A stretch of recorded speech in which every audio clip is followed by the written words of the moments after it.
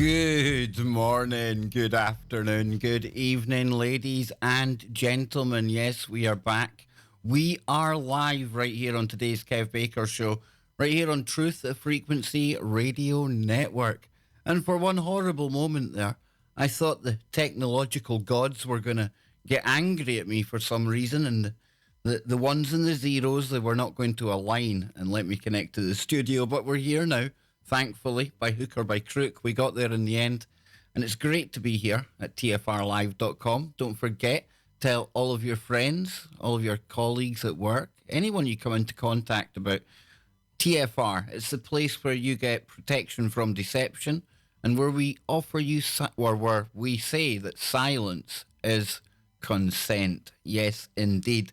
So then, what we're going to get into today, we've got lots to look forward to. I've got lots of news to get into as well. I'm going to be taking a look at some of the Orwellian police state news coming out of the UK. Some really disturbing stuff, let me add, okay? And I imagine some of our audience listening to this, it's going to really actually trigger them. And I don't like to say that, but unfortunately, a lot of the headlines that are in the UK and around the world right now, I say it triggers people. It's because it just defies common sense, okay? And that's what we're going to be taking a look at as we get into this tonight. But I'm also really, really keen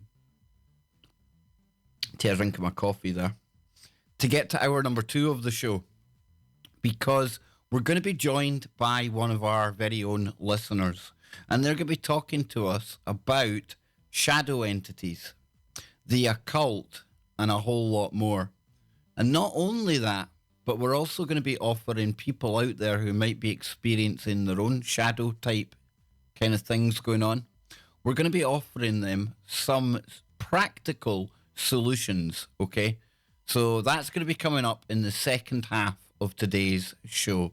So all to look forward to here. We've got a couple of clips that we're going to be watching as well that will add to the bigger picture of Orwellian UK. I tell you, it's getting crazy. And even as somebody who's ex-military and then somebody who worked in the private security world for 15, 16 years, well, even I am left shaking my head sometimes when I look at the way that the UK is turning out. We've heard it being called a nanny state in the past. We've heard it being called a police state. There's so many different ways of looking at the veiled kind of covert tyranny that is in place here, and how it's just getting worse all the time. It truly, truly is. And we see more and more talk about crimes involving hate speech, stuff like this. And this leads to talk of something called the thought police. Well, it's the thought police where we're going first tonight, okay? And I started to go down this rabbit hole today because I was watching one of my favourite YouTubers out there. His name's Dave Cullen. He's got a channel called Computing Forever.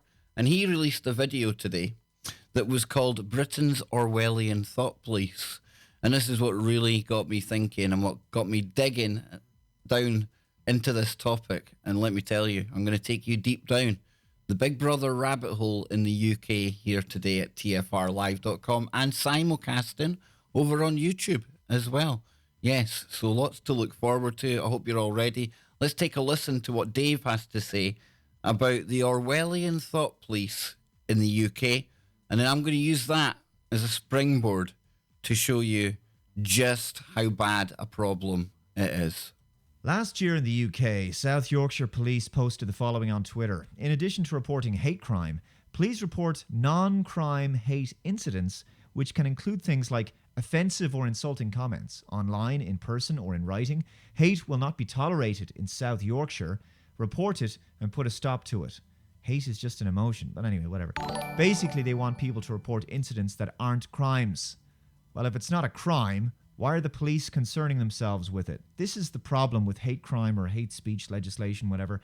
It's effectively a parallel legal system. South Yorkshire Police expand upon this on the website. The police can only prosecute when the law is broken. But we also want to know about non-crime hate incidents. These incidents may not be criminal offences, but often can feel like a crime to those affected, and can sometimes escalate to crimes. Therefore, we work with partners to try and prevent this from happening.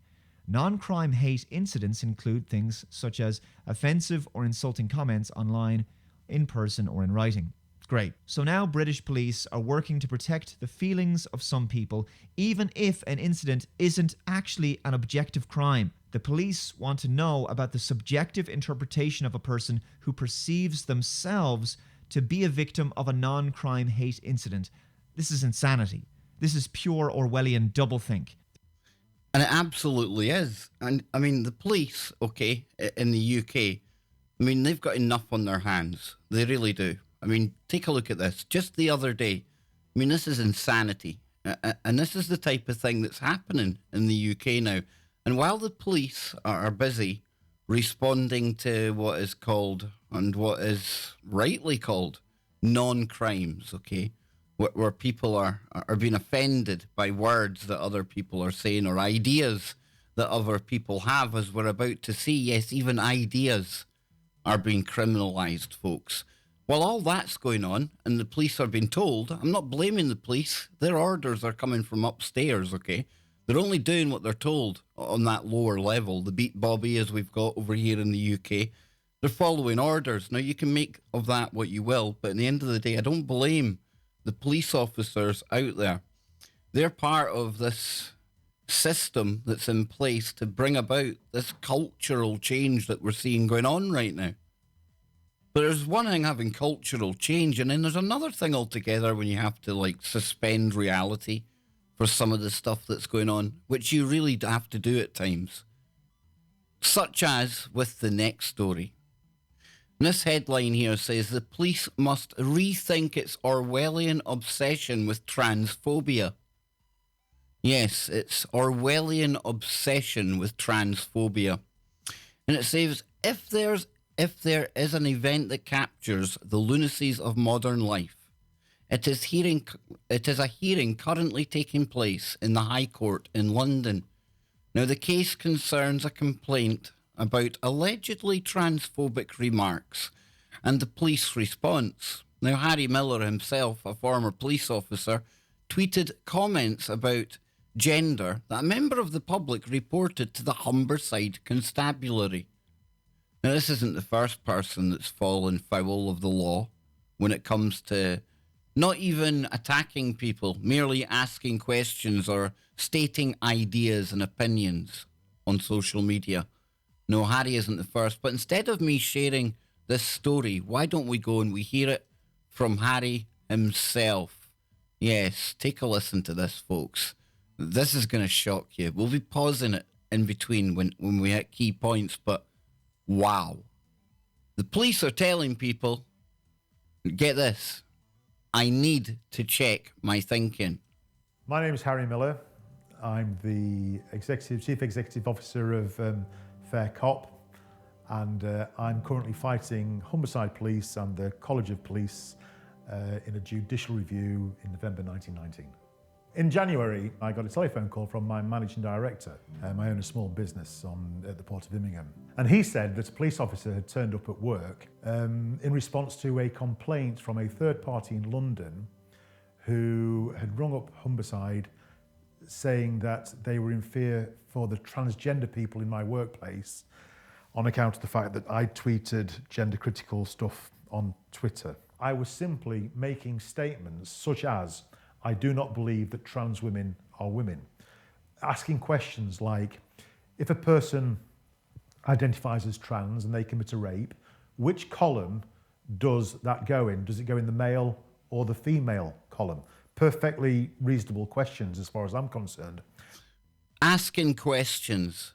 And as far as I'm concerned as well, that is pretty reasonable. And I want you to think about what I've said recently about how a lot of the people out there, the outrage mob, the ones that will phone up the police when you make a comment, like Harry points out here, this individual didn't even live locally.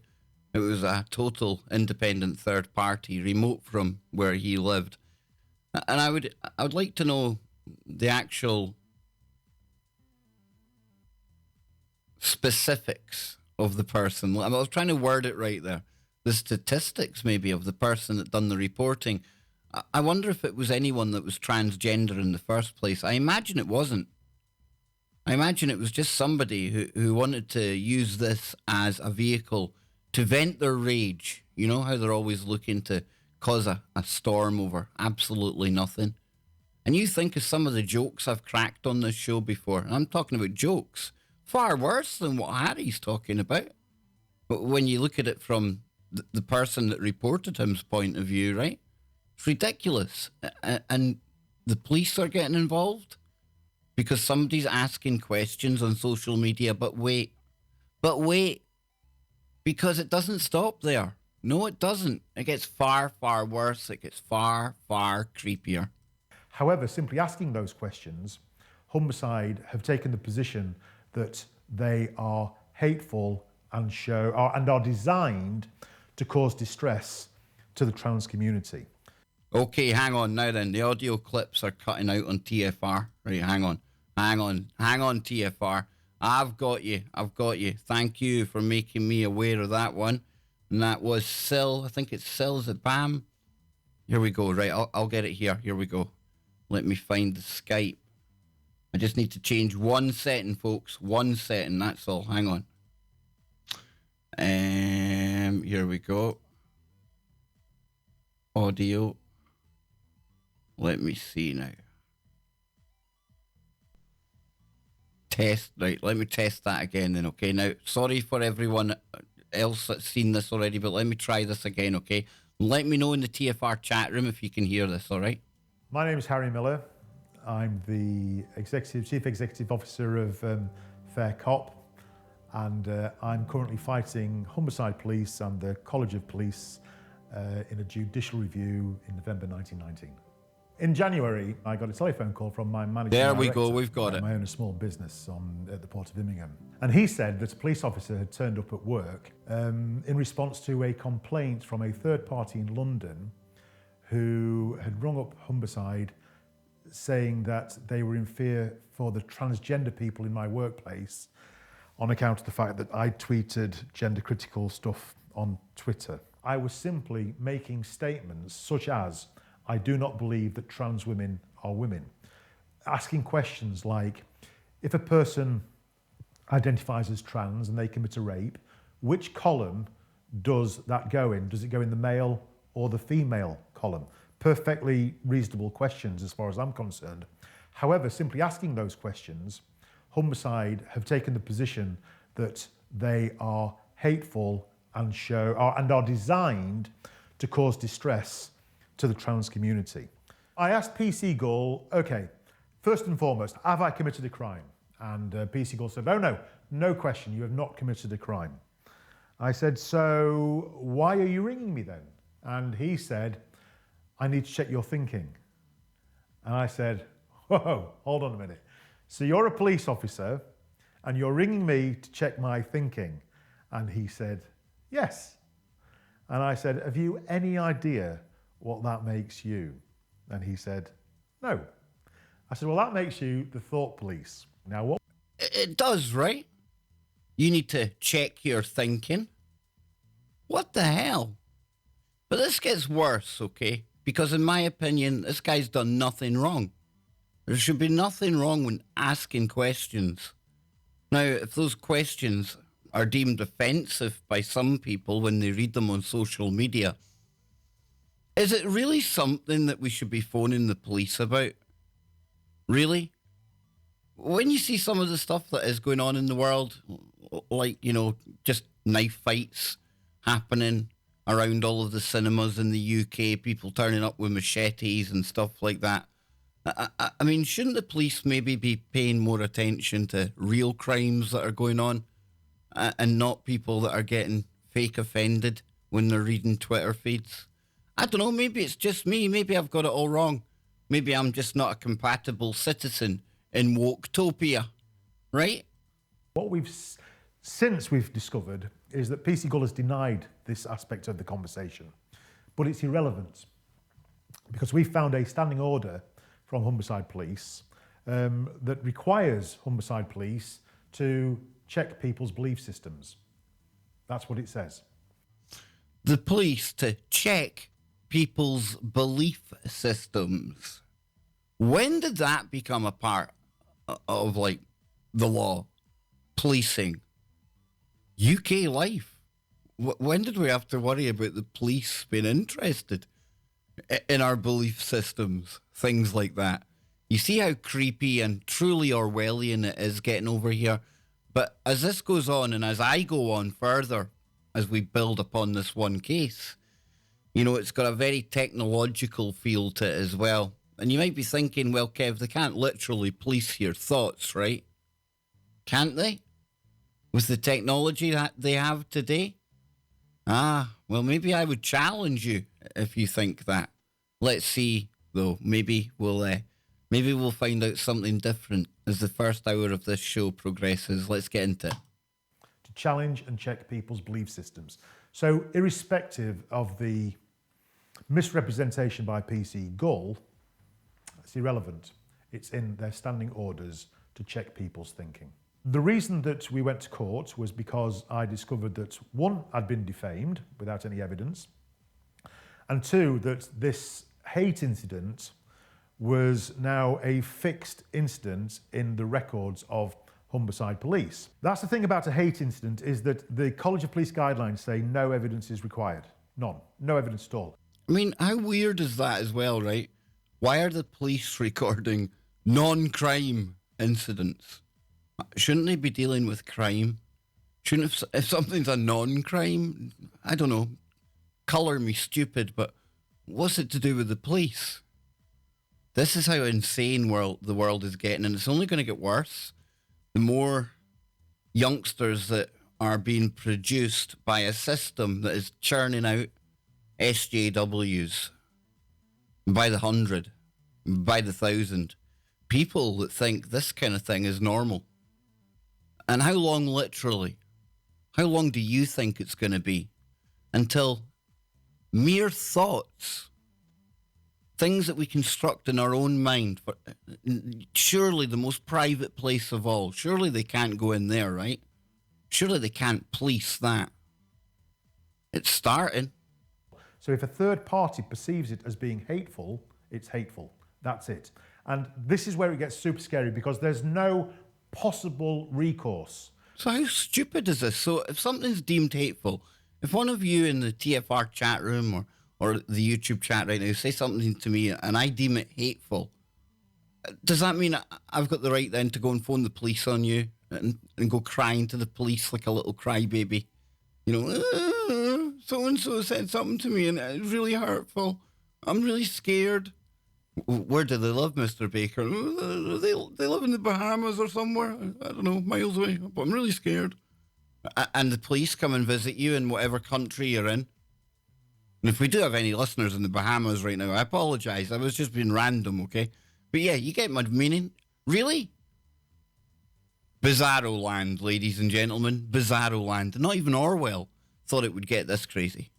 There's no mitigation. There is nothing that you can say to expunge the hate element of an incident. Now, when I got through the crime report or the incident report, what is telling is that it doesn't say incident report at the top of it. It says crime report. In big letters, it says crime report.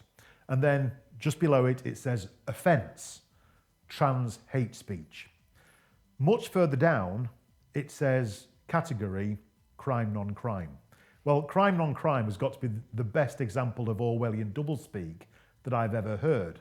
This is a crime report, and it says on it, investigation type, non-crime. A crime report on something that's a non-crime? Yeah, oxymoron springs to mind. But anyway, let's continue. Let's see what else they have to say. But if you're an employer, potential employer, and you do an enhanced DBS check, I think what you're going to see is a crime report. You're going to see the word offence.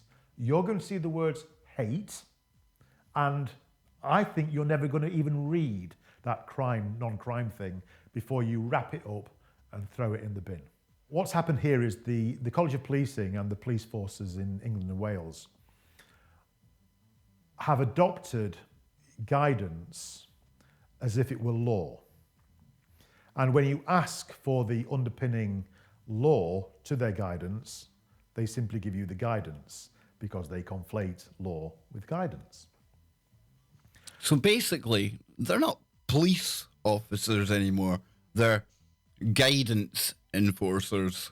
Yes, indeed. They're Woketopia wardens. That's what we'll call them, right? The wardens of Woketopia. Policing people's thoughts and speech everywhere they go. Even when it's non-crimes.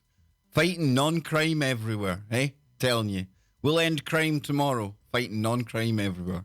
That's like that's the kind of poster they're going to come out with, right? That'll be their motivational. We're saying that's not right. That'll be their motivational poster. Ending crime tomorrow, one non-crime at a time. Right. In particular, the paragraphs that require no evidence, the third-party reporting, the perception-based reporting that does not require any evidence whatsoever. That bit has to go. I mean, personally, I would like it all to be looked at. But that's the bit that we are saying this cannot stand in a free and democratic society that is based upon the rule of law.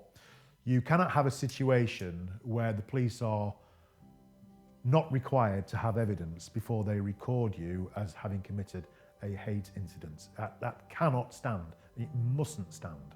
So we're standing against it. My main concern is that, like the old National Lottery logo, it could be you. Guilty by SJW accusation. It could be you. I know it could be me. I know for a fact some of the things that I've said on Twitter under these kind of, or taking this as like a benchmark. Oh dear, I'm surprised I haven't had a visit yet. I truly am. And for what? You know for a fact I've got absolutely nothing against anyone that is genuinely part of the trans community. You know the part that I've got a problem with is the fact that it's been used, as we see here, to incrementally change reality. Right down to the way we think, the way we live, the way everything works. But it doesn't stop there, because there's another component to all of this. And maybe Orwell, because of the technological advancements that have come in recent times, maybe he didn't really appreciate just how technological a flavour all of this would have. And literally the ability for them to reach into our minds and know what we're thinking. And that's why it is a realistic thing to talk about the thought police. Now, I don't know if we're going to go down some crazy sci-fi road like Minority Report, but I can tell you this.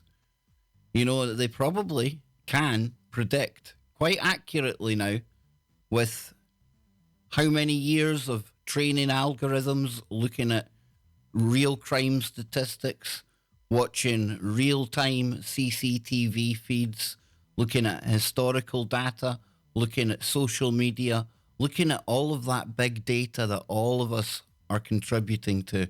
You bet that out there's algorithms that are accurately predicting when crimes are going to happen, and just who might be the person that's more likely to commit said crime or a crime than anyone else at that time. That's the creepy world we're living in right now. And I don't know if it's by chance. I don't know if it was meant to be. But I came to be in Glasgow. It was a bit weird. It really was. I was going through a bit of a kind of rough spell at the time. And we'll pick this up on the other side. And we'll see how this goes into the technological Orwellian UK. Don't go anywhere, folks. There we go. Yes, indeed. And we're still live on TFR. Big thank you to everyone. I see the chat in TFR on there. We're still live on YouTube, sorry. I tell you, what a nightmare I had just before the show. Everything was going swimmingly, and then I lost links. And so, yeah, a bit erratic. I know we lost audio at the TFR end, but I want to thank everyone at YouTube that helped to kind of get that message to me. That's really, really appreciated. It truly is. And when we get into the second hour of today's show, we're going to have, hopefully, fingers crossed, we're going to have Black Templar calling into the show. And I hope there's nobody easily offended or triggered out there that's going to go and call the police because I've got somebody called Black Templar on. We're not being racist. It's just a name in a chat room, folks. I know. Crap joke, but I thought it probably fit with the topics that we're going into tonight. But when we come back, we're going to start to take a look at what's going on in Glasgow. And it's like living in the belly of the surveillance beast. It really is. And I know that Legend in the chat room, he'll be listening closely to this. So yeah, that's where we'll pick it up on the other side. But I'm really looking forward to Black Templar calling in hour number 2, folks. I think it's going to be absolutely phenomenal. You don't want to miss this. And it's going to get into a lot of the stuff that we've been talking about recently, a lot of the good woo as well. I've already spoke to Max behind the scenes, Black Templar, so fingers crossed, we're good to go. One more segment and then we'll get into that. But I want to really touch on some of the surveillance stuff, Big Brother stuff going on in the UK. Because I think sometimes people outside of the UK, they don't appreciate just what it's like here. We've become so accustomed to it that sometimes stories that have a real shock value for maybe people in America or people in Australia or outside the UK, you know, that shows you how used to this kind of thing we've become. Because it's just another story to us, but you read it to somebody outside the UK and they say, wow, I didn't realise things were getting that crazy over there. But we're so used to it. These headlines almost just come and go and you just get on with it. And that's exactly part of the operation. That's the way they want it to be. They turned up the heat just ever so slightly, one notch at a time, so nobody noticed. And then all of a sudden you look around and it's crazy town. You hear me? You see me? You feel it, right? You see it.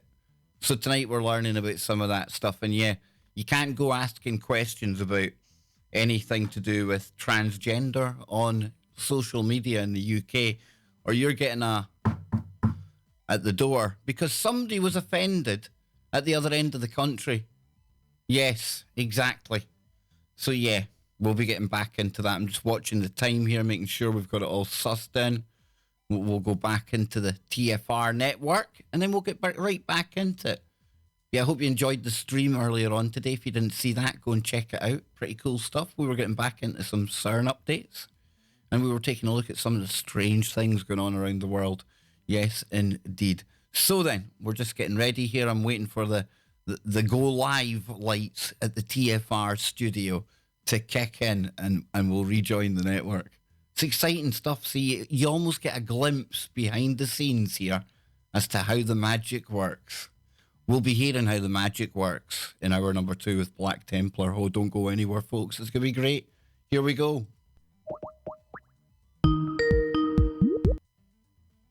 Welcome back, ladies and gentlemen. I'm your host, Kev Baker, and this is today's Kev Baker Show. I'm glad you've all tuned in. I hope you're all having a good time so far. If you've just tuned into the show, thank you very much for taking time out to check out what's going on here today. And I'm getting into some of the police state UK news. And there's so much of it going on, so much of the time that people in the UK, myself included, we've become almost immune to some of the madness that surrounds us.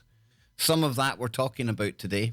We've had a incident where somebody asking genuine, non-offensive, non-abusive questions about the transgender topic was then grasped on to the police where he lives by somebody down in London, somebody totally nothing to do with anything he was talking about.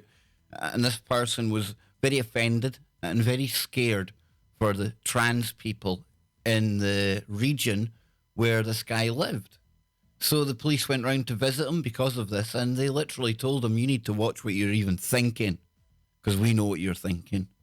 And that has to bring about thoughts of the thought police. And we've heard so many talk shows like this and YouTube videos and research out there about such a thing. Even mainstream science publications and TV shows and programs that have looked at the subject of, policing thoughts. Dare I say it, even getting into the future crime stuff with Minority Report. And it really does start to become a reality when you're living in one of the smart cities that are out there. And of course, this is where it gets weird, because it's strange how I even came to end up in Glasgow. It was literally akin to sticking a pin in a map and choosing I came here. But I came here, and I'm glad I came here. Met Anne, lovely family, ended up having this show, getting to know all of you. But at the same time, as talking about and covering all the technological stuff, all the robot stuff, the interest in CERN, quantum computing, everything else. And there I am working in surveillance most of my time in Glasgow, operating CCTV. All of a sudden, I find myself in Glasgow that's not just Glasgow anymore. And that was cool, but it was Smart City Glasgow. Literally at ground zero for all of the stuff that we are going to be talking about into the future and all the stuff I'd been talking about at the time.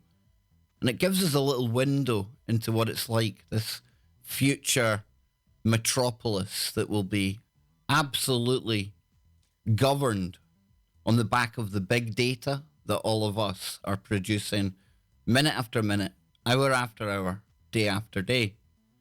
So when I've been looking at some of the smart city stuff in Glasgow, even I've been shocked. There's a TV show called Persons of Interest out there. And that's something, if you haven't watched, I urge you to do so. There's a really good lot of good ideas in that show about an artificial general intelligence. One of the really super smart AIs that lead to all the fear from people like Elon Musk and stuff like that. But it also shows you some of the surveillance. And people say, but it's a TV show, Kev. Well, some of the stuff from that TV show, it's a reality here in Glasgow right now. Right down to the company in Israel. Yeah, it's an Israeli company that run our security here in Smart City Glasgow. Go figure. But they've even got a software package called It's Persons of Interest. They even compare it to the TV show that I'm talking about. So I would urge anyone to check that show out because it gives you a good window into what it's like in a smart city. But yeah, take a look at this as well, because we come to Glasgow, and obviously up here in Scotland, we have got our own police force Scotland, and it all amalgamated lately. And we kicked off this show today talking about South Yorkshire police, talking about hate crimes.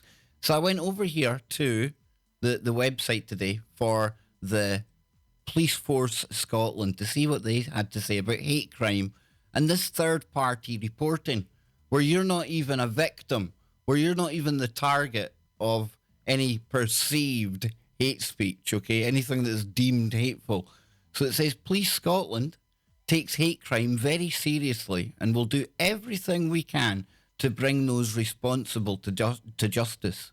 If you have been targeted because of your disability, race, religion, sexual orientation, or transgender identity, or you are aware of somebody else being targeted, we want you to report it. Remember, reporting something that's a non-crime. Reporting hate crime is important. If you report it, we can deal with it. And we can try to prevent the same thing happening to somebody else. And together, we can work to rid Scotland of hate. We are committed to dealing with hate crime and take all reports of hate crime seriously. Yes, far too seriously in many cases. But I was scrolling down the website, and then it starts to talk about third-party reporting. In some cases, victims and witnesses of hate crime do not feel comfortable reporting the matter directly to the police. and they may be more comfortable reporting it to somebody they are familiar with.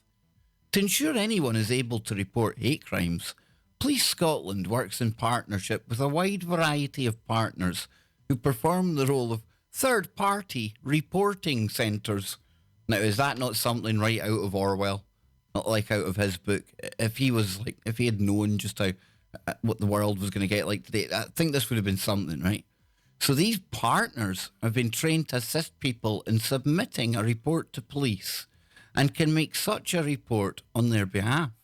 Examples of third-party reporting centres participating in the schemes range from housing associations to victim support offices and voluntary groups, okay? So you scroll down even further and you come to this here, and this is where it starts to tie in with like the technological side of things. Because it would appear that the police have partnered with the UK's biggest telecoms company. Nothing to worry about there then, eh? When you've got the Police Scotland tweeting out, community and response officers are being equipped with mobile devices, which mean they can spend more time in the communities that they serve. Our partners, BT, filmed officers to find out how they're using their mobile devices has changed the way that they work. Hashtag keeping people safe. Safe from what? Hateful words?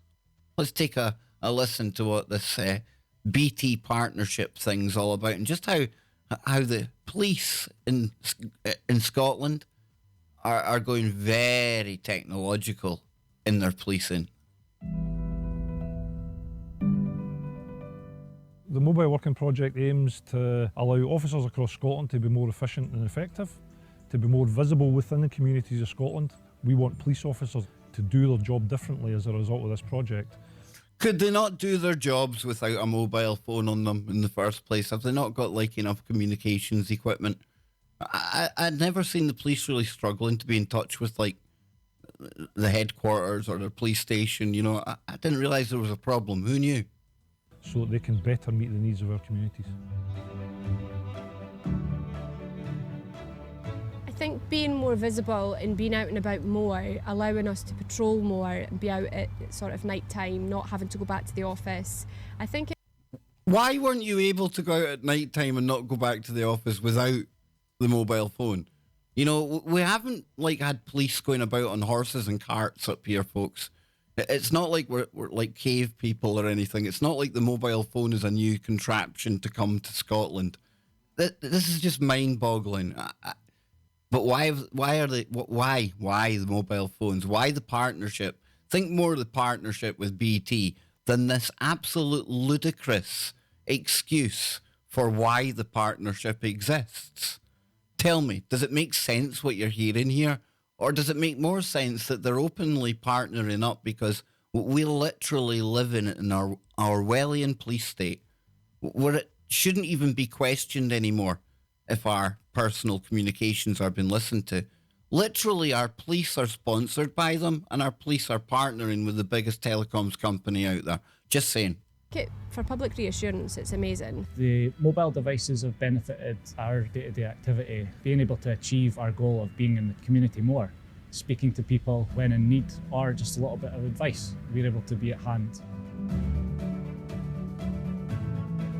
Day to day, I would say the device benefits me because it allows me to be out the office a lot more. I can deal with an incident and then use the device when I'm in the police car or in the area to update the control room, and record crime is invaluable for us. My opinion of the mobile device is that it's fantastic. Not only is it fantastic for us as police officers, it's fantastic for the public.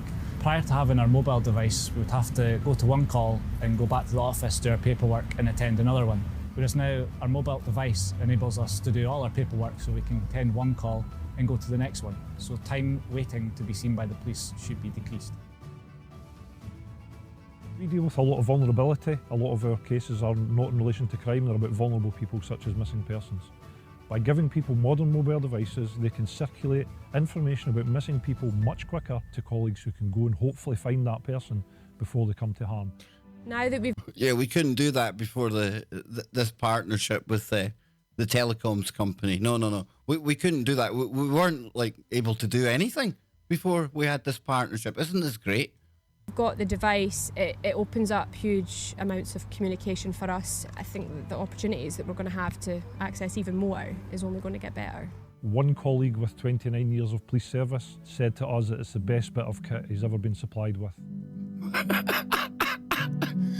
Wow, 29 years of service, this is the best piece of kit he's ever been given, assigned with. How exciting. Can you tell that I really can't be bothered reading or talking about what I'm told to read here? They're not even interested, even the police that are, if they're even police, they're probably all actors, all right?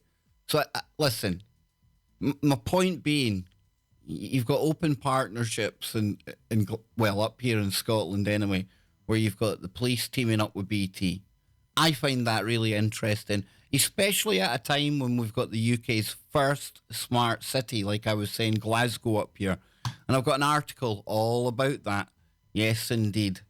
And I want to give a shout out to Pippa King, somebody who's been on the show not once but twice.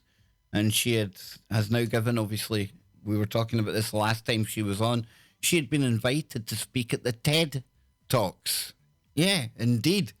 Of course, I take credit, for her being on my show. Obviously, TED Talks, seen her on the Kev. I'm only joking, folks. I'm just having a laugh. But big shout out to Pippa. And anyone who hasn't checked out Pippa King, she's just a normal person. Just a normal parent who got really shocked when she found out about how the school where her children went were collecting her children's biometric data. Now, that led her to be, in my opinion, one of the leading researchers and activists that has helped to bring about some of the information that we know about places like Glasgow Smart City. She goes and she does all of the freedom of information requests. It must be an absolutely thankless task that she's taken upon herself, but she has. And I always like to give credit where credit's due, and a big shout out to Pippa, because she is still working to bring all of this information to the surface. But there's other websites out there as well. And this one here is called The Ferret. And it says, Big Brother surveillance could discriminate against workers, claims unions. And this comes from earlier on this year. And it says, Big Brother-style CCTV plan for Glasgow is a, quote, very significant threat to civil liberties and workers' rights, according to trade unionists. And the Scottish Trade Union Congress is concerned that new state-of-the-art surveillance by cameras across the city could be used to discriminate against people if left unregulated. And the STUC, which represents 540,000 trade unionists, is calling on Glasgow City Council to consult with unions over concerns about the planned use of high-tech CCTV analytics software called Suspect Search. Now, Suspect Search is something that comes as part of the package that NICE Security from Israel, that's the company that won the contract to basically build out and pimp out our surveillance system. This thing is insane. It's all the stuff that you used to hear Alex Jones talking about. It's the lampposts that spy on you. It's the bins that spy on you. There's things in trees that spy on you. There's data sensors absolutely everywhere. And all of that big data has been piped back to servers belonging to NICE Security in Israel. It's comical. It's almost farcical. Glasgow itself won a competition to be a smart city that nobody in Glasgow ever remembers entering, go figure. And then not only that, but we take the millions of pounds that were awarded to build it, and we don't even give it to local people, we don't build up local economies or local businesses. No, we go running straight to Israel, to a security company that has ties into events that happened back at the start of 2001 on a certain September. You hear me? No kidding.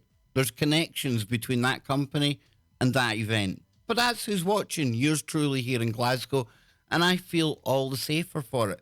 And something like Suspect Search, they can literally take one image of you, and then at any time look through all of the cameras, and we're about to find out the camera setup they've got in a moment, and they can pinpoint you, track where you've been, and obviously follow where you're going. It's insane. It's persons of interest. It's the Orwellian police state that Orwell himself warned about. The sophisticated 1.2 million surveillance system, which has been delayed for 5 years due to data protection laws, formed part of a 12.6 million upgrade to Glasgow's public space CCTV system. The Ferret, what a great name for a website, revealed in 2015 the real-world capabilities of suspect search and how individuals can be tracked in the city as they move, just like I told you. As we also reported in 2016 that 70 CCTV cameras in Glasgow had the software, but that neither the Scottish Government, Police Scotland, nor Glasgow City Council held any written legal guidance on how the system can be used. It says then the high-tech system is able to assign a unique signature to each person who walks past a camera in real time and can then track their movements through the city. Camera operators can start searches for people by uploading a photograph of the person they wish to find. Alternatively, they can build an online avatar of their target based on description of someone's clothing and physical characteristics. Suspect search was installed by the former Community Safety Glasgow, an agency set up by Glasgow City Council and Police Scotland. They said later the introduction of the EU's General Data Protection Regulation had caused delay. Now, if we are ever to get out of the EU, that's no longer a stumbling block, is it? Just saying. Glasgow City Council described the system as person search as opposed to suspect search. No, they realised, you know, hey, hang on. Can we really, call it suspect search? That means, we're treating everybody as if they're a criminal. Oh, that's what this is all about. This is the kind of thing that you would expect to find in a prison. And aren't we in an open-air prison where we just don't see the bars? And in fact, we all have our own personal jailer. We call it our mobile device. Following us 24/7, never far from our side. Mostly always in contact with us. I'd say most of the day within arm's reach. Listening to everything we say. Mostly, if we've got it out of our pocket, watching everything we do. I know. Call me one of these conspiracy theorists. I know. But we go on here. It says, Glasgow City Council, they used, right, while claiming it's not facial recognition software. Now, if you want to get down and really kind of into the details on this one, you could make a very good argument, and factually, it's not facial recognition software because it's not based on facial patterns that it's recognizing. But it's exactly the same idea, only instead of looking at the parts of the face, it's looking for colors and types of clothing. So, okay, it's not facially recognizing people, but it's recognizing people all the same from a set of parameters that you've fed into it. Exactly the same as you would feed it a photograph if you were using facial recognition. So again, you can say it's not facial recognition, and technically you're right, but it's still recognition, right? What does it matter if it's using your face or anything else? I don't know. And again, some people will say, but Kev, this is a really good thing. I mean, it's going to help with maybe people that are lost and maybe children wandering off. And I get that. It really is. It's going to help. It will help. It won't help prevent it. It'll certainly maybe help in the aftermath of something. But are we all to give up what little privacy and freedoms that we may think we have left in the order for this, swap it out for these securities and these benefits that they offer us on the other side. I don't know. And it's just getting weirder and weirder and weirder. And we spoke about simulations and living in the Matrix and things like that recently. And when you start to see what we're living in now, what we're building out, I mean, where are we 20 years from now? Where does all of this go? Do we end up just like China with all that social credit scoring things and stuff like that? We're cowering in our own homes, scared of what we actually think. Is that where we're going? I don't know.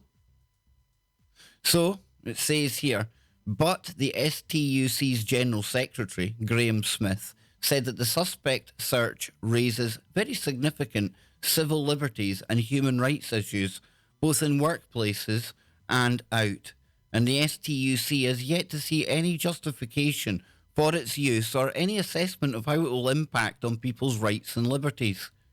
Like with all new surveillance technologies, there needs to be transparency around the need for facial recognition. Haven't we got to this part in the story or the timeline of civilization? Haven't we done okay so far without all of us being recognizable by AI? Do you think we could maybe do without this facial recognition thing? Do you think we're going to collapse in the next 6 months if we scrap facial recognition? Is it really imperative to our survival that we have this? Were criminals getting caught beforehand? Before all of this, was nobody getting caught? Were we all waiting for this to come along? No, is the answer to all of that. And facial recognition, it's like they're offering us a solution to a non-problem, a thing that was never there. And I get how it can be used as a tool, absolutely, and it can be used for good.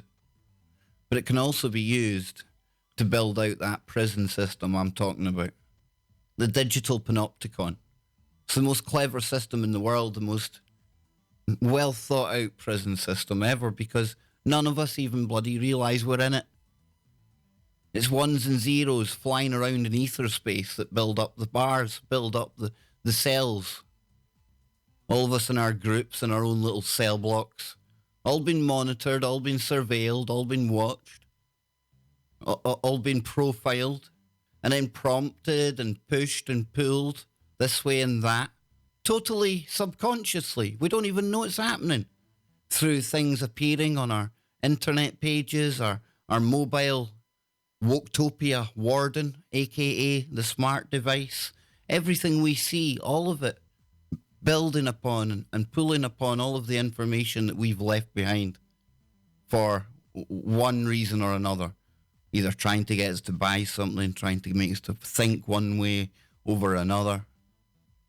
Literally down to the point where thinking one way or another might find you getting a visit from the police. It's insane. And what's even worse is, and I'm as guilty as anyone here, but we helped to build it ourselves. We did. And Facebook for me is the global facial recognition program. And just recently there's been news on that front. Wow. I don't know why they use wow. It's hardly surprising. Facebook really made a facial recognition app for its employees. Of course they did.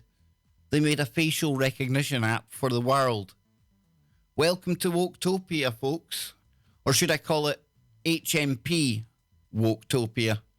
Her Majesty's Prison. HMPD. Her Majesty's Prison Digital. Or HMDP. Yeah, HMDP. Her Majesty's Digital Prison. Yes. UK in the 2019 is Woketopia year number 1. It's crazy stuff. But I'll be keeping you all up to date on the Big Brother news coming out of the UK. I'll be making sure I speak up for anyone that falls victim of these horrendous non-crimes of daring to speak your mind, daring to share your opinion when you're offending and attacking no one. Be careful what questions you ask, ladies and gentlemen, especially if you're in the UK, because not only are there people out there sitting, waiting, ready to report you, but the police are going to take it seriously. I don't know what's worse. I really don't. But isn't it just another symptom of the upside-down world that we live in? Crime, non-crime, anyone? We'll be back after the break. Don't go anywhere. I don't know what all the color is about. Yes, indeedy, ladies and gentlemen. Now then. What I'm going to do now is I'm going to try and connect with our next guest right here. Let me get a little drink of coffee. Anne was meant to make me a coffee for the hour one break, but I think I've just got to sit here and die of dehydration, folks. What can I say? Now she's pretending to be asleep. But we're going to shift gears totally now. I don't know why I done all that. I don't know why that happened, but we are going to shift gears. That's us an hour in. What I'm going to do is I am going to try and connect with tonight's very special guest. Indeed. You know who you are. I see him messaging me right now. He's on standby. This is so cool. So cool. And I need to make sure all of you can hear this out there. So just give me a couple of seconds here, folks, and I'll be right back, okay? Do, do, do, do, do.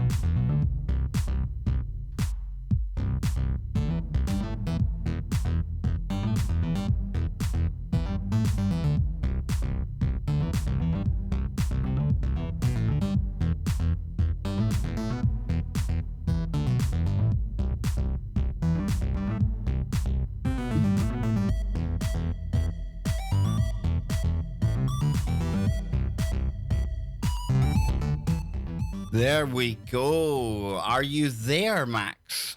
Yeah, of course I am. Excellent, brother. Excellent. Now we're going to be joining back with the network in just a moment, but I'm joined by one of our YouTube members on the line here. Yes, Max.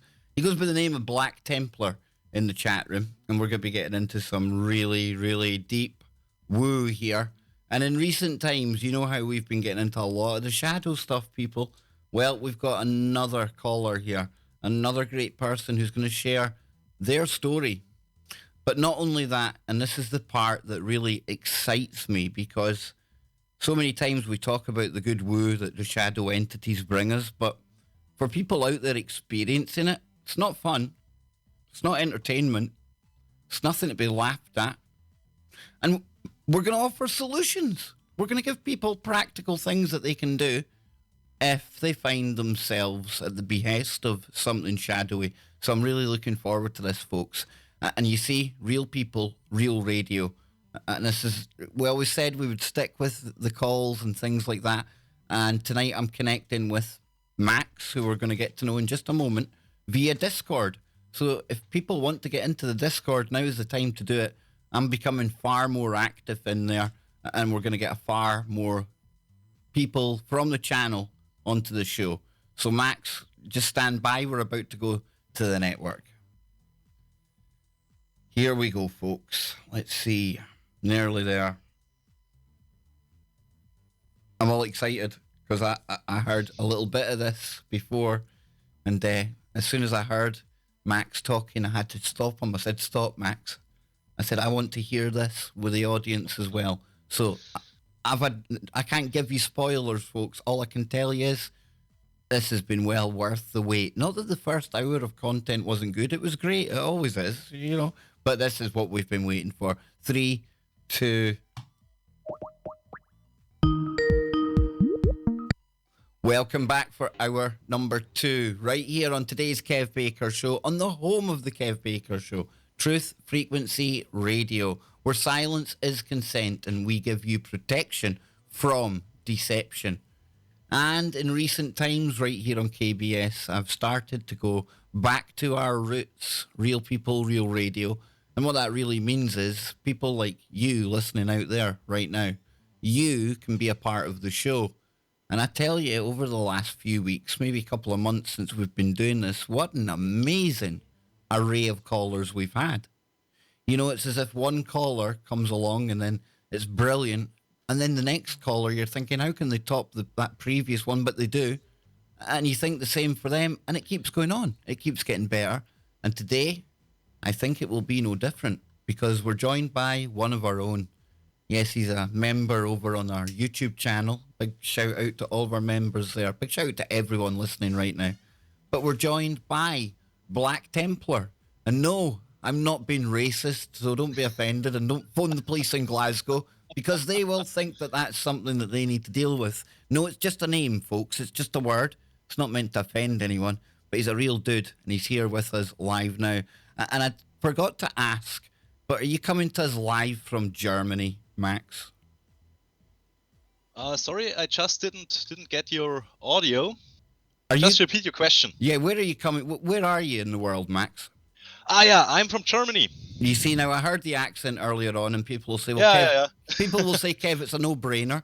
But I know people in Holland and I know people in Austria that sound very, very similar. So I always like to make sure. But Max, it's great to have you on the show. I got an email off you over on Proton Mail when you were joining up with the Discord and everything else, and it really caught my attention. And it ties in with a lot of the stuff that we speak about on here. And I think the best way to start this off is to give the listeners some idea of who you are and a bit your life story and what's brought you to the point where you think you have to phone into the Kev Baker show to talk about what's going on. Yeah, of course, Kev. So I'm from Germany, Bavarian, born and raised. Stumbled, so to say, across your show a few weeks ago. It was suggested below some of the videos I watched on YouTube. And I mean, as you can already guess, I'm really into all that stuff, paranormal, conspiracy theory, all that weird stuff that's around us. And that interest I already had since my childhood, so to say. I mean, at that time, it was kind of like all the old lores and legends and stuff and so on, just what average boy would get interested in. So basically, when I came across the show, yeah, well, I watched some of the old streams and then got on to the live streams, and it just felt right to be there. That's And good. then, I like that yeah. you say that because I like to have that friendly atmosphere. And I'm glad that you've chosen, you know, to speak out on this show because you obviously feel comfortable with the people that tune into this show, with me as well. And that's really important because I think it's great that people like yourself can call in. And again, I'm just keen to get even deeper into your story, Max. I'm going to hand over to you. Yeah, of course. So what got me basically into trying to call in with and speak to all of you is that this topic of shadow people and also all the occult stuff that's discussed in the stream, I somehow started to feel the urge that maybe it was about time to break some of my own personal experience with all that stuff to all of you. Now, hang on a minute. So- hang on a minute, Max. sure, hang sure. on. Okay, I'm gonna. Some reason, the audio's not coming through at the other end yet, so I'm gonna change one thing. Okay, 2 seconds. Yeah, sure. Okay, try talking now. Does it work now? Okay, I think it should work now. I'm gonna wait till I hear. Hang on, hold on. Can you hear Max now? Keep talking, Max, and I'll see if TFR Yeah, are of hearing it. course. I mean, I wouldn't wonder if we get some technical glitches, cause as I suppose what I'm going to be There talking we go. about. There we go, Max. There we go. Yeah, of course. We're going through now, and that was my fault, folks. It's because we're piping a call through Discord into Skype, further through into TFR, and I had the wrong output setting. So we're cool. We're here, Max. If you would just start your story again, and we've got plenty Yeah. of time. We've got plenty of time, sir. And you, Yeah, sure. On you go. So, what was the last bit that our audience could catch up?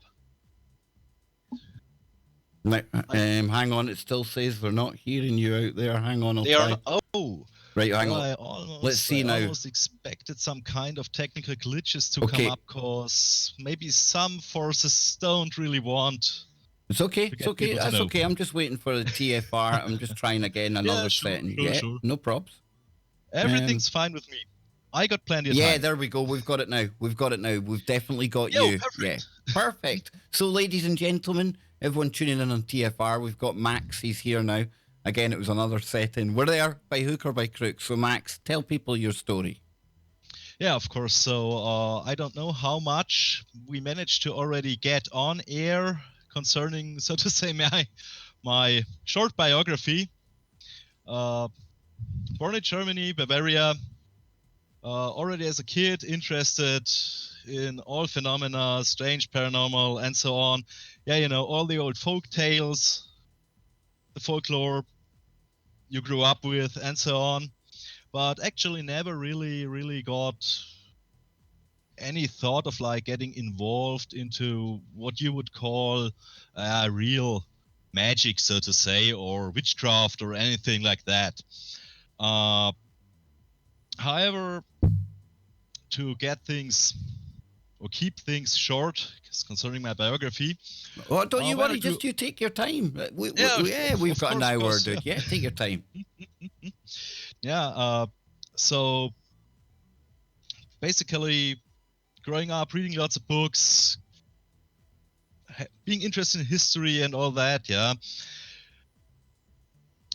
Always that paranormal stuff somehow clung to me. So when I was like about, how old was I? Like, getting in my teens, 14, 15 years old, I realized that I couldn't really feel at home with all that usual pop culture and mainstream stuff all my classmates were into. Yeah, you know, the cool hip-hop music and all the pop music.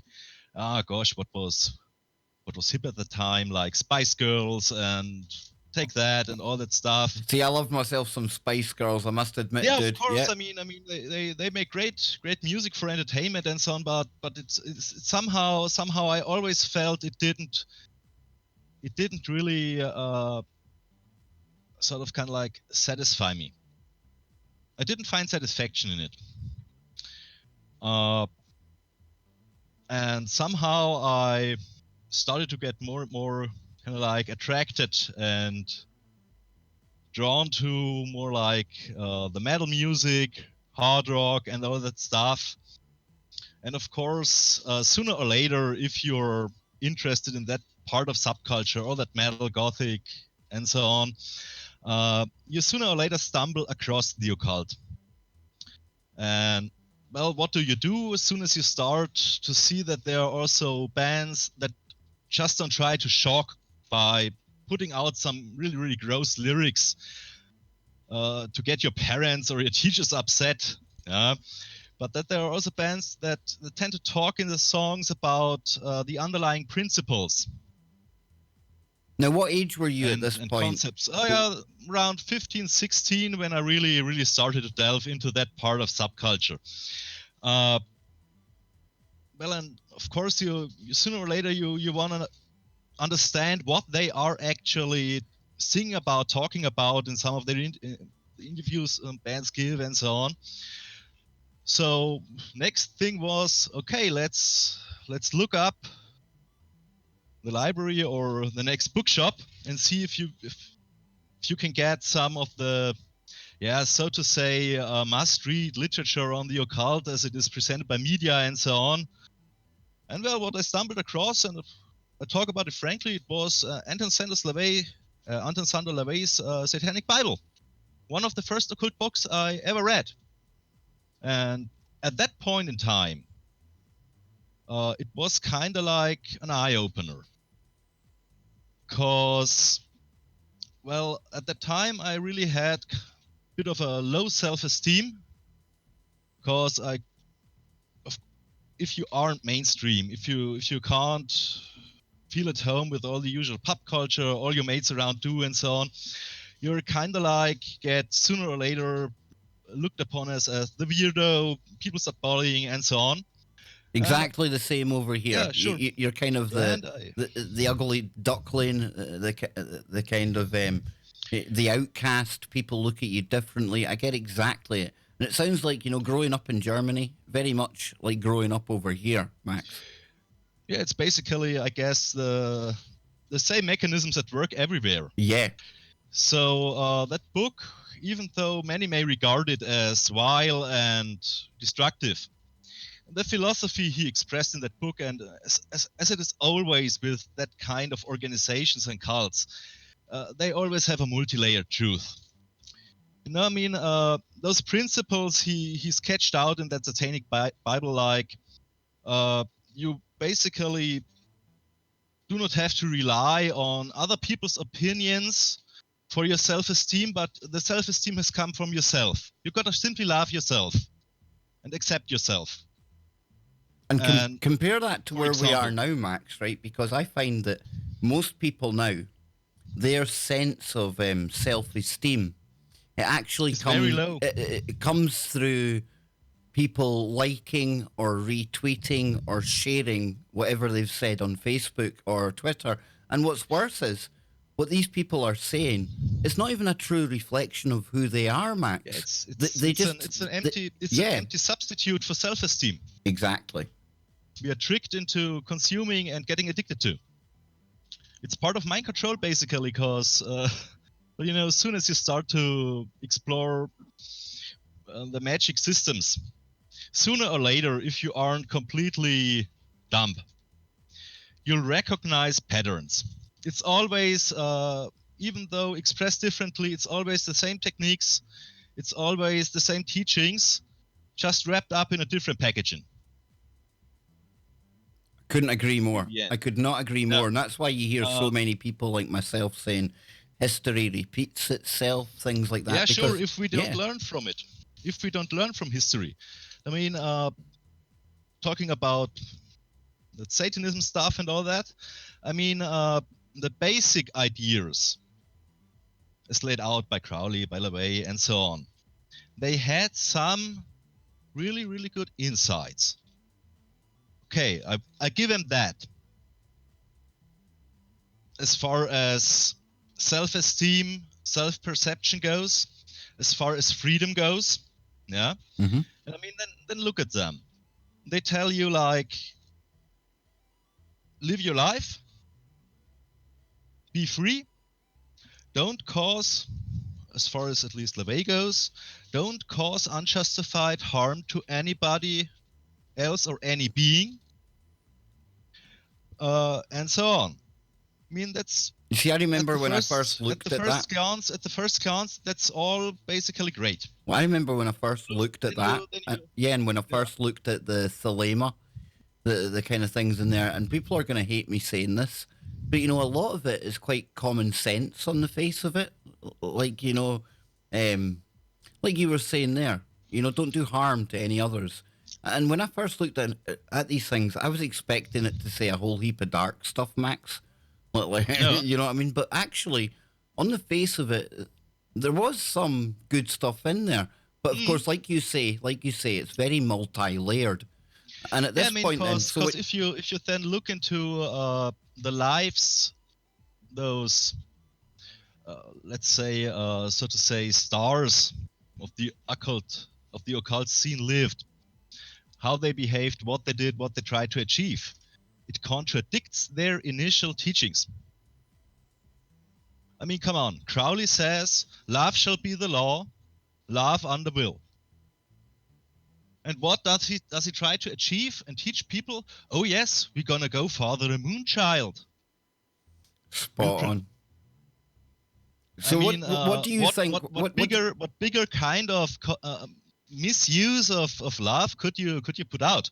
So what do you think when you hear me? What do you think when you hear me talking about Aleister Crowley and Boleskine House? And what do you think about that? It's absolutely interesting because, in my eyes, understanding what these people tried to do and maybe also what their motivation was,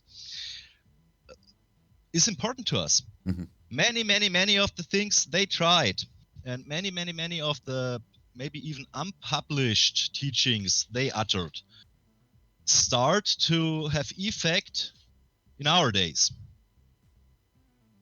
A lot of the stuff I think that was discussed inside those circles, closed off from the public as they were, has become the foundation of what certain groups of people try to impose on us nowadays. Very much so. And that's why we see so much of it permeating into popular culture, the pop artists, the movies, everything like that. But let's get back to where you were then. So you've got into Levay. You're around 15, 16. On you go. Yeah, of course. As soon as you got that Satanic Bible and you're interested in the occult and so on, of course, you try your first few things. You try to dabble with it.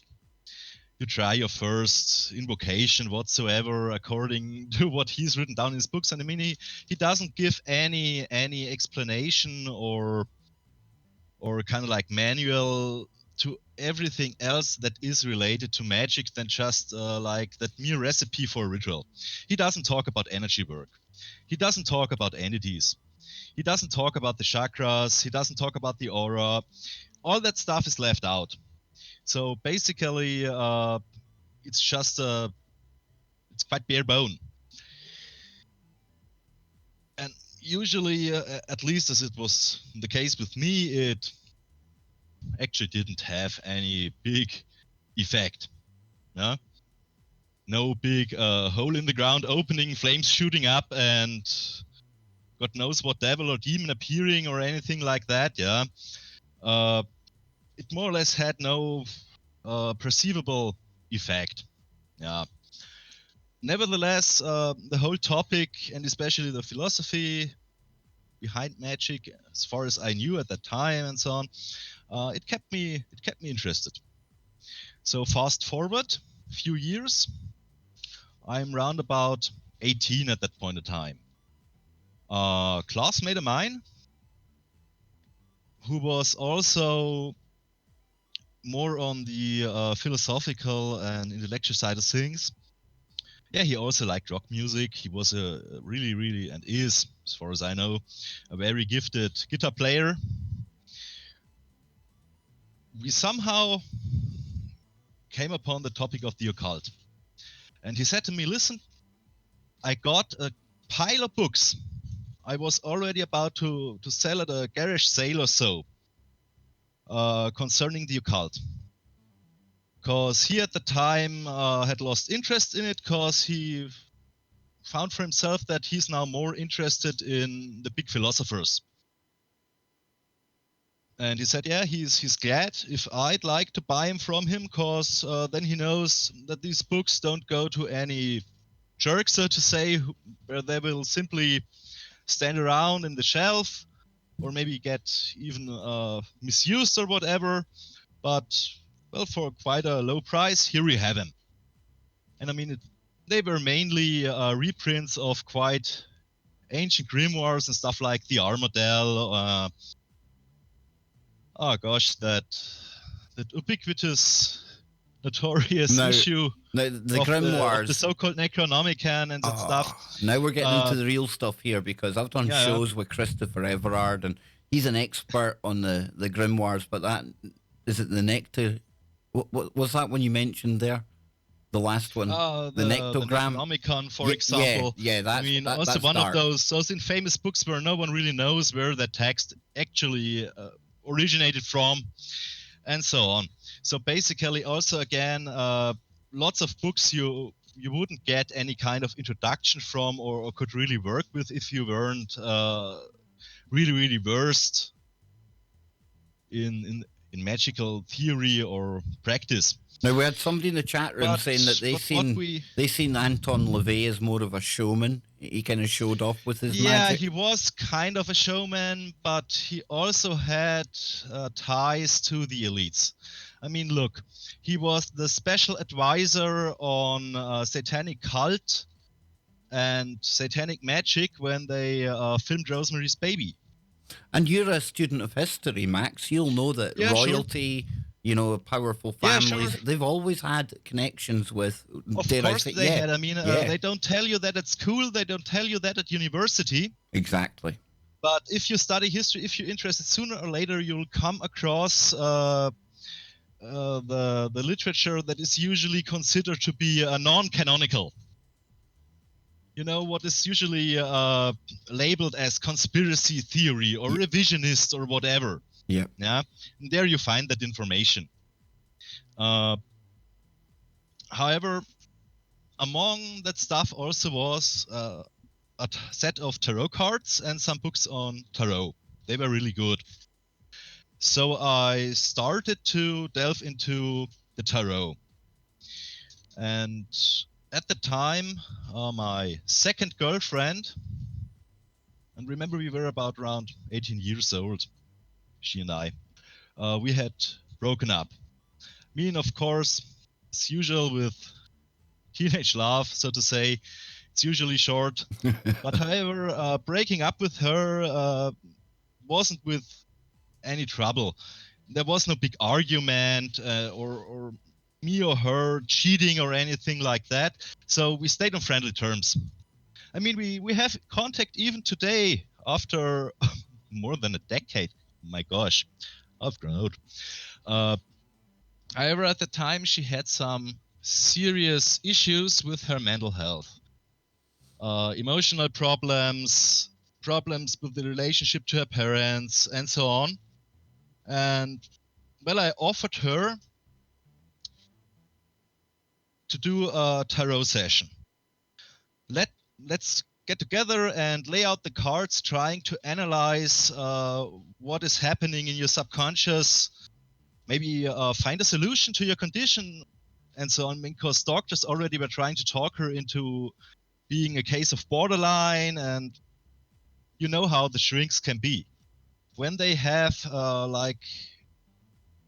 diagnosis at hand, that is kind of like trendy at the time. They tend to label everyone as that. Yeah. That turns up with them with certain problems. Just like they tend to call kids hyperactive nowadays and giving them Ritalin. No? So when we did that tarot stuff, I know I really had hit home with her. Because at that moment when I was holding the cards for her to pick, and also when we were then later on analyzing the cards, I snapped into a state of mind I hadn't known before. It was a very clear state of mind, very sharp.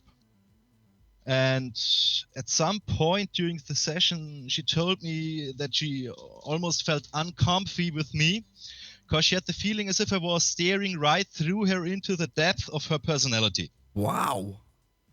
With all that the cards showed and how I interpret my interpretation of what the cards' meaning might be. So well, fast forward another 2 or 3 days, I lay down at night to sleep. And I got to put in, and that's remained a constant with all of those experiences almost I ever had in my life. I'm very, very short-sighted. So as soon as I take my glasses off, the world gets very blurry. So I laid down to sleep. And sometime, that other night, I wake up, really startled. And I look down at the feet, at the foot of my bed. And there at the foot of my bed, in the dim room, only the light from the street lamps filtering in, so very, very dim, darkness seemed to have formed. It seemed to have concentrated, forming kind of like an upper body, roughly human shape, visible head, staring, glowing red eyes. Oh. I tell you that red staring eyes and their effect, that's what a rabbit must feel like when a snake stares at him. I mean, first time in my life ever, no magical practice or experience whatsoever, and that just thing turns up. Now, is standing at the foot of your bed. This is your first experience of the supernatural. That was basically my first experience ever that I'd really call paranormal, occult, magic. We'll be right back. Don't go anywhere, folks. Sure. Now, we're still here live with Max right now. Oh, Max, we couldn't have timed that finish better. What a cliffhanger to leave the TFR audience on. But it's great. It's great to have you here, man. Yeah, it's great to have you here, brother. And, I'm glad that you decided to come on. I'm really honoured that you're sharing your story here. And now here we are back again, folks. The Shadow Dude. So, yes, we'll save the rest of the story for when we go back live. But I'm really glad that you found the channel. Because I'm glad too, cause somehow how should I put it? I see it as a kind of synchronicity. Yeah, and I work already weeks ago, before I found your channel, my mind had sometimes for hours started racing.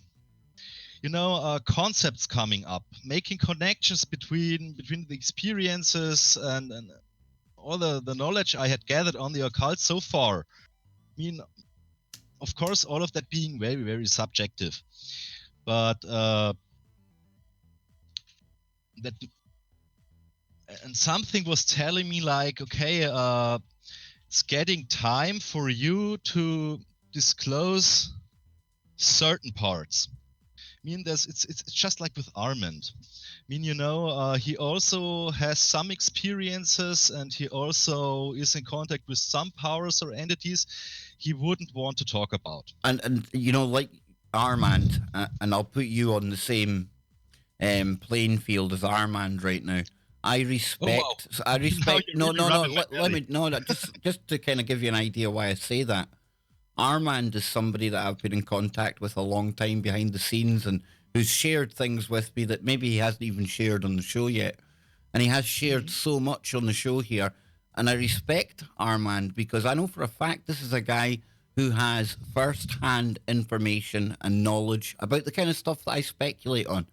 And when I see the stuff that you're getting into, the stuff that you've spoke about in the email, things like that, and the vibe that I'm getting, again, I get a similar sense that we're really quite honoured because we've got somebody here that's sharing information about the stuff that, has a different level, a different eye at looking at it than maybe just myself or the general public per se. So I have to thank you for that because I know it's not easy coming on shows like this and just laying it all out there, Max. So I really appreciate it, man. Yeah, well, I mean, it's not about being hard to talk about it or basically for all people that are on the stream right now, I'm more or less anonymous. I'm just a voice talking to them. Good. What's more important with all that stuff is like, I was like kind of like on an edge, feeling that urge that there were some parts of knowledge that needed to get out, that needed to get known. I think that's part of the apocalypse. On the other hand, very well knowing that like it was getting channeled to me through the energetic currents and all that stuff, like but remember, there's stuff you should not disclose. Not like, don't talk about the little green man in Area 51 or anything like that stuff, but there's certain parts of knowledge that are private to you, that are private between you and us. Yes, absolutely. Yeah. And I always have to live by that, or else I wouldn't have had a show that's been going on so long. Sure. So. And I mean, of course. Here we go. Here we go. We're going back. We go again. Yeah, we're going back to the network now. Here we go. Of course. Welcome back, ladies and gentlemen. Last segment of today's Kev Baker show. Don't forget, coming up right after today's show, we've got Lucky and Dr. Brooks Agnew on the way. They're in the digital green room right now. They're prepping themselves. Not that they need to prep anything. Have you ever listened to that show? It's brilliant. It's called Quantum Connections, and it comes up right after KBS every Monday and every Wednesday. So stay tuned on tfrlive.com for all of that. Now, we're joined by one of our own. There's a football chant in the UK that goes, he's one of our own. And I want to sing that, but I won't because I can't sing, okay? But he is one of our own. And he's decided to share some time-critical and very essential information with all of us here. Me and all of you listening out there right now. His name's Max. He's coming to us from Germany. And we left just before the break where Max was describing his first experience with what we've come to know as the shadow people. Dare I say it, shadow dude. Max, over to you, my friend.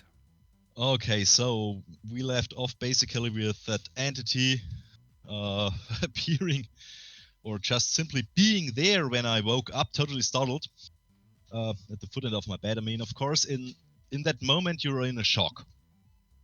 I mean, I'm short-sighted, so without glasses, how should I see anything clear? But that thing I could see perfectly clear. Crisp and sharp. It was standing there, not moving, not doing anything, just staring at me. And together with the fear that it caused, the adrenaline and so on, I suddenly felt like it was trying to creep in my head. Not by talking or spoken word, but by trying to somehow, how should it describe? It was trying to have me negative emotions. It was trying to get me into experiencing fear. It was trying to make me bring up painful memories and stuff. As it felt as if it was like feeding off that kind of energy. I mean, at that moment, at that point of time, I really had no idea of what that was. So all I could do was lay there as I was in my shock, at least trying not to give into those strange kind of like suggestions that thing tried to give to my mind. And then sometime later on, don't know how I managed. Don't ask me how. I don't know if it somehow again disappeared or whatever. I managed to at least catch some sleep. However, already the next day when I was alone at home in my room, I felt that there was some lingering presence, as if something was watching, as if something was somewhere waiting for the right moment to get back. And I mean, it's not quite difficult at that moment to figure out what that might be. Now, did you make any connection? Did you make any kind of connections between what was going on with you and some of the occult stuff you'd been reading about and practicing with? The connection that I made mainly when I was close to getting done with that thing was that basically it hadn't actually picked me out as a victim in the first place, but that it must have been something that, like a parasite, had attached itself to my ex-girlfriend. And when it realized that I was trying to help her to get out of her emotional problems and get things sorted out, I just can imagine that it somehow felt I was taking its prey away. It identified you as a threat, for lack of a better term, right? Yeah, I guess so. It identified me as a threat, and it also, up to a part, perhaps identified me as a kind of savory dish. Yeah, because we hear about this a lot, and people, this is really, this is a big aspect to this, because from what Max is saying, it sounds like the entity was generating thoughts and ideas from Max's past that were generating fear. And how often have we heard that these things are feeding vibrationally or however they do it off people's emotions? And this is really, really key information, Max.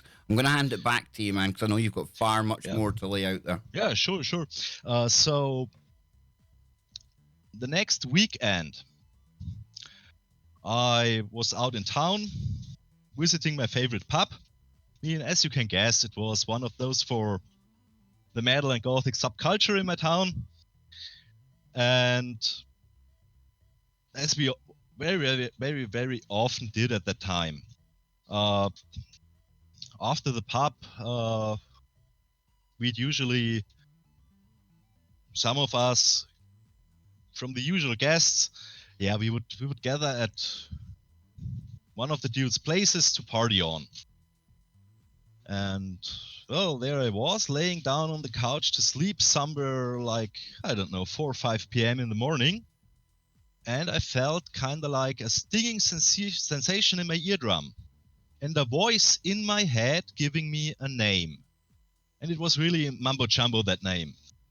Nothing I would ever have heard of. I mean, I couldn't even make any relations to what I have perhaps read about anywhere, and so on.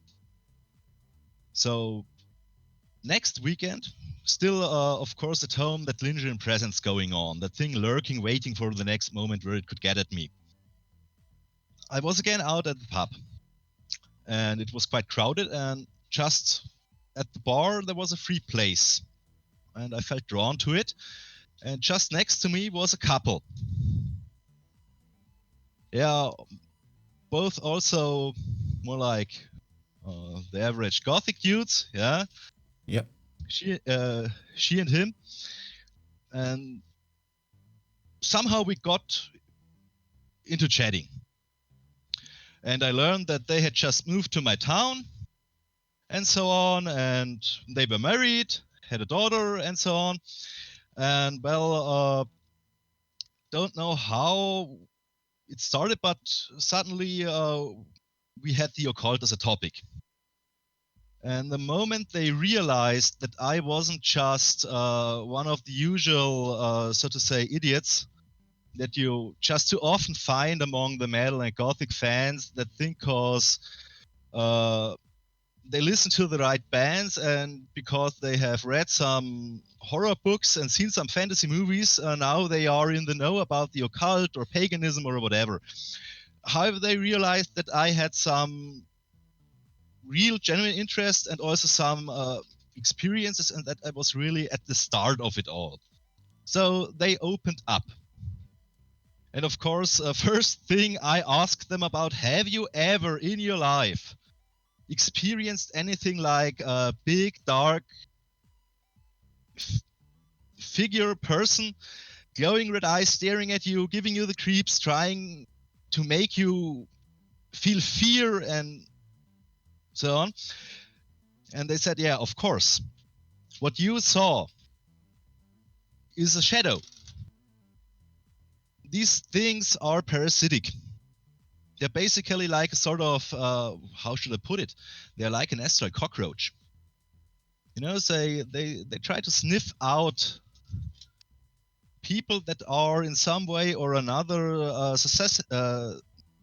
susceptible to the astral, to those finer energies, and that are also loaded some way or another with at least a certain amount of negative emotion or insecurity and so on, where they can then latch on and start to feed.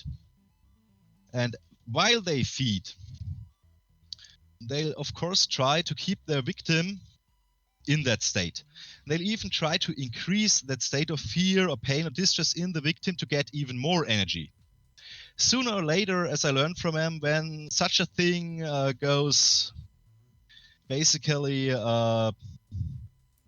under the radar and a person doesn't realize that a parasite like that is feeding off him energetically, that thing may sooner or later even develop the ability to directly speak to you, give you direct thoughts, not just perhaps some images or suggestions what emotion you should have or so, but it would really turn rather similar to what you would expect from a demonic entity.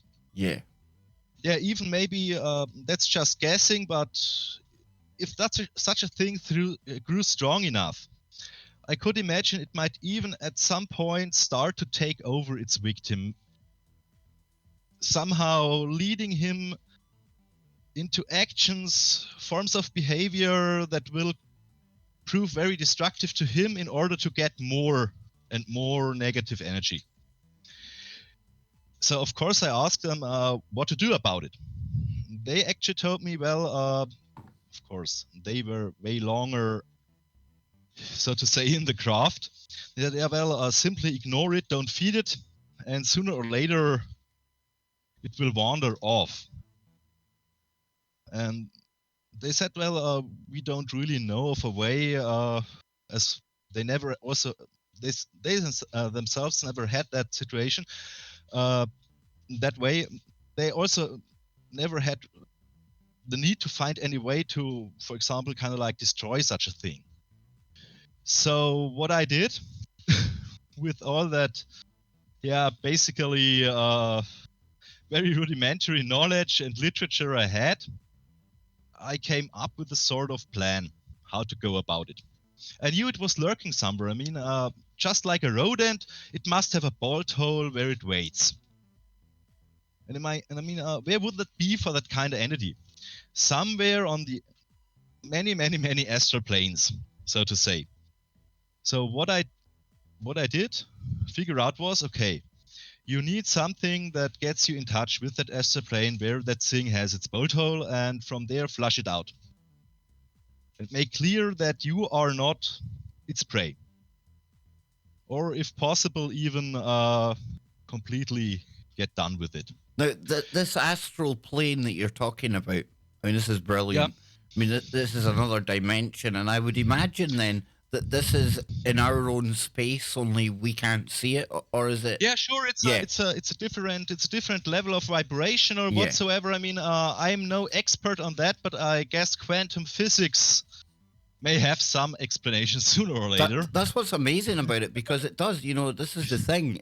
We start to see how science is starting to explain what you're talking about here. I mean, I could also try to get into trying to explain what I think how these entities and so on work and interact with us, like realities.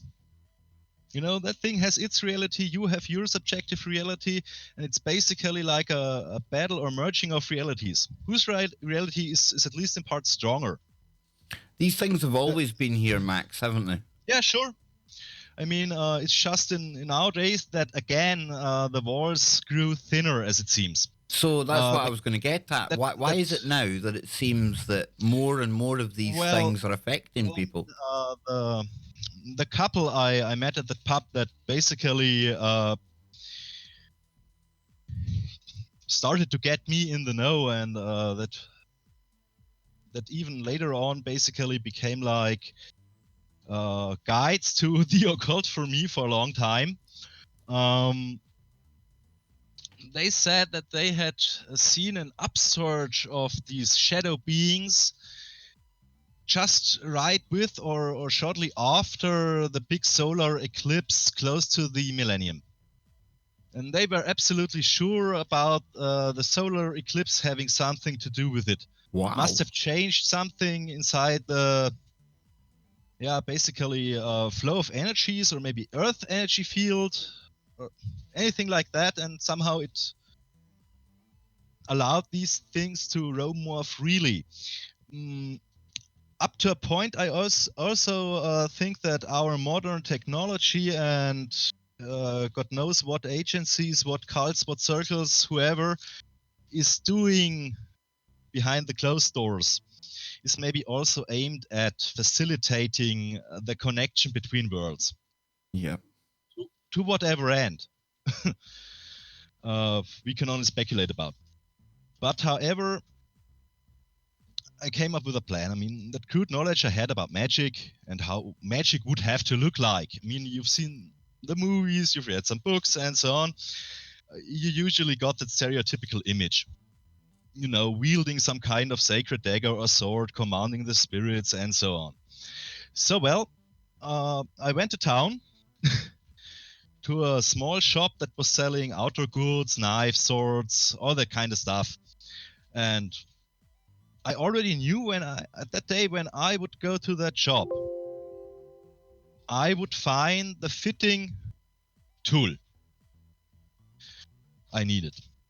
So when I went to the shop, stepped in, and maybe a minute I'm inside the shop, my eyes fall upon a decorative sword. Nothing that you would really use for a sword fight or so.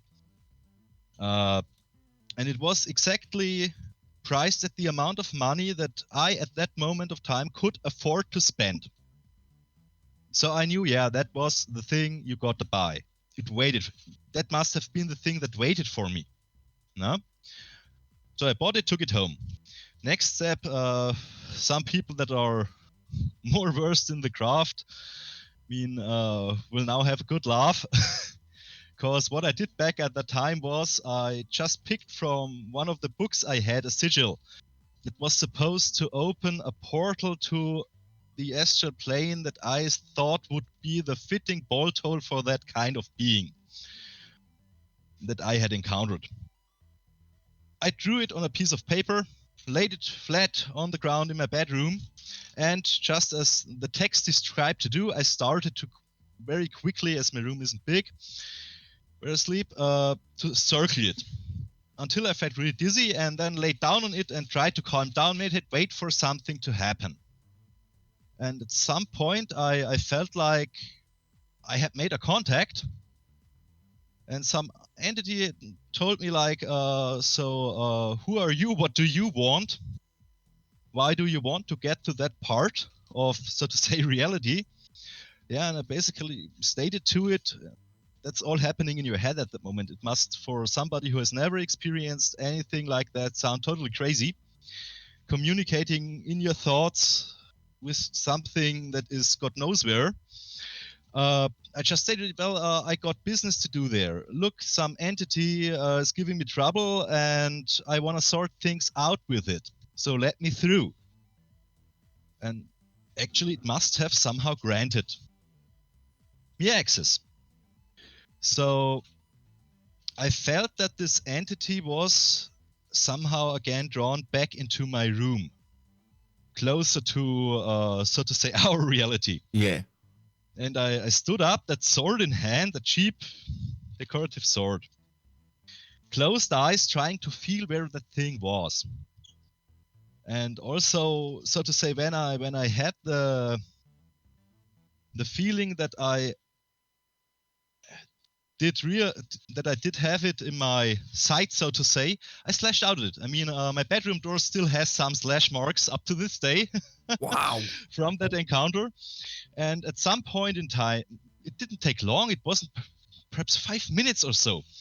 I had the strong feeling that I had managed to pierce that thing with the sword. That I had pierced and fixed, so to say, on the sword. And instinctively at that moment, it was just like, okay, you try to take energy from me. You draw energy from me, I draw yours. You turned the tables on it. And I sucked it in. I simply sucked it in. Wow, dude. At that moment in time, if I had the knowledge about these things I have today, if I had that back at that time, at that moment, I maybe wouldn't even have dared to try anything like that. It was basically like, the bravery of the fool, so to say. However, it worked. That thing never ever bothered me again. My ex-girlfriend, even though it took quite some time for her to really sort her problems out. We still have contact today. She really has almost all of those issues she had solved. That is amazing. It truly is. Yeah, sure. After effects of that encounter, maybe 1 or 2 days after I had, so to say, taken in that entity, I felt some kind of like unexplainable short surges of aggression in me. Just out of the blue. You're sitting there on your couch watching TV, smoking a cigarette, and suddenly you feel a deep aggression. Do you think it's still with you? Within you? Let's say with me, maybe at least a part of it, as I continue to explain. Because what I also had, was an appetite for red meat in those 2 days. Wow. Quite a lot of appetite for red meat. Maybe it was also just the strain that I had, so to say, put on my energy body that needed to be somehow mended. But what I realized afterwards, as I then, of course, continued to get more serious into all that stuff, as I had seen, okay, there's something to it. I seem to have a connection to it because, well, otherwise all that wouldn't have happened. I realized I suddenly could really easily start, for example, just out of thin air. I mean, we're surrounded by it all the time. You don't need another living being to do that. I could, for example, start to draw energy in. What? I could start to feel that energy like a tingling sensation when I breathe it. When I breathe in and concentrate it, I could feel it like a tingling sensation enter my body. So up to a certain part, I must have adopted or maybe flicked some switches inside my own subconscious from that encounter, or by taking in that being. Yeah? Do you find yourself looking for people who are tormented, or do you find yourself generating No, the fear I'm not- vibe I'm yourself? No, I'm definitely not looking for anybody tormented. I also usually don't feel any need to harm anybody. Yeah, you know what I meant though, because I was just wondering. Of course, it's a natural question when it comes to that.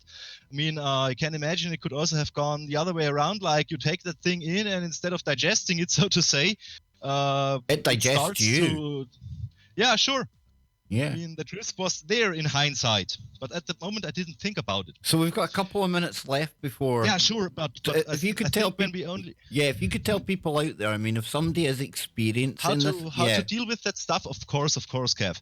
So first of all, I mean, we've now always been talking about the aggressive kind of entity. A lot of stuff that's around you, even though it may look dark, it may look dangerous, it may look demonic whatsoever, doesn't actually want to harm you, even though it probably could. It's just like when you take a walk in the woods. I mean, you meet a wild animal. If it's not an animal that is by nature aggressive towards man, what will it do if you just simply stand there and stay calm? It will look at you, maybe be a bit curious, and sooner or later it will simply wander off. That's very often the case with entities. Also, some of the shadowy stuff that I wouldn't call an outright parasitic shadow, but that are like a shade, way less dense and so on. God knows what they are in the end, but they usually stand there, watch, doing nothing. You may happen to see one basically by chance, and I guess that thing is just as startled to see you as you are startled seeing it. That's like the one I seen out the corner of my eye that night. For example. Yeah. I mean, of course, just to stay with that picture of the animal, the moment you start to yell at that animal and come running at it, screaming, throwing rocks and flinging a stick or whatever, it will turn aggressive. Of course. I mean, you would also get aggressive if somebody did that to you. Another whole other story, of course, it's with that stuff I encountered. That thing was outright aggressive. It tried to attack me. So self-defense is always probable cause in that situation. Why give into that? I mean, your mind, your body, your aura, your energy body, that sanctified space. I mean, no matter in what entity or God or energy, whatever you believe, runs that universe or created us. It gave us our body, our mind, our souls, our auras, a sanctified space that we can use freely. Yeah? Yep. So nothing has the right to violate that safe space around us. Nothing ever, as long as you don't let it. So when you come up with an entity like that, first thing is don't, even if it sounds difficult, don't give too much into shock and fear. That thing is usually nothing more than a parasite that tries its luck with you. So if ignoring and blocking it off, don't giving it any negative energy at that moment, if that doesn't shoo it away, there's another thing you can do, and everyone can do it. It's an innate ability given to us. I'm quite sure every one of the listeners has some feeling, some image, some memory, maybe also a line, poem from a song, maybe also something religious, like don't know what you. No, we're what out of resonates. time. We're out of time, unfortunately. Oh folks. shit! No, don't, whoa. So apologies for the language there, folks, but wherever you are, sorry. make it TFR and Denny touch that dial. Now, we're still here. We're still here, Max, and don't worry about that. I know you. Sorry, no, that's okay. I just... That's okay, dude. That's okay. Innocent mistakes I can handle, and they happen, man. We're adults. We're talking about adult stuff, and yeah. Yeah, you know, once I get into talking, I kind of like get carried away. Especially if it's a topic that is important to me. Well, this is important to you, so I'm going to give you enough time to finish what you were saying there. I'm not going to rush you. Oh, that's People, great. yeah, people accuse me of like censoring Scott Lopez and not letting him talk enough. So I wouldn't want that to happen, Max. But yeah, you finish up what you're saying. Anything you've got to get out there, absolutely, man. We cannot get it. We're gonna cut it short. So basically, everybody has some positive thing that resonates with him. Be it religious, like a special saint, or perhaps some religious image. If you're Christian, maybe the angels of God descending on his golden rays of light, and so on. Or if you're completely atheistic, maybe you've got a line from a poem or a song or whatever that raises a lot of positive emotion, that resonates with you, that gives you that stirring sensation, as if it would stir somewhere a part deep inside your soul. Just in that moment, try to bring up this emotion. Try to bring up in your mind this image. It fills you with energy. Your emotion is basically energy, and if you fill up suddenly by bringing up this imagery, you fill up with that positive energy, and you can let it out in a burst against whatever tries to interfere with you. You know the way I think of it, Max, as well, you know, with vibration, with frequency, and you're so right, you know, love, that's why it's the most powerful force, because it's a frequency. And I visualize this as us changing our aura, the light, and certain types of light defeat other types of light. And I think if we raise ourselves, and I like how you're telling people how to do this, because I always try to be very respectful for the individual's own belief system. And it doesn't matter what you believe in, folks, you know, we can all take our own route to getting this same effect. Doesn't bother me what anyone believes in, but it's this frequency. And that's the key to everything. Even Nikola Tesla talked about how frequency and vibration, it's the key. And what Max is telling you here, it makes a lot of sense to me. Now, you can take that or leave it, because all we do here is we provide, you decide. So yeah, Max, I'm liking what you're saying, dude. Yeah, thanks a lot, and I may have a little addition to that. Yeah, put it in. On you go, man. That positive energy, especially if it's in that moments of self-defense against something that comes for you. It doesn't need to be, so to say, a peaceful or loving energy. It can as well be, so to say, the wrath of God rising up in you, or whatever deity or concept you believe in. It has the same effect. So it works with, so to say, light emotions as well as with the darker emotions, as long as, so to say, you have the probable cause on your side.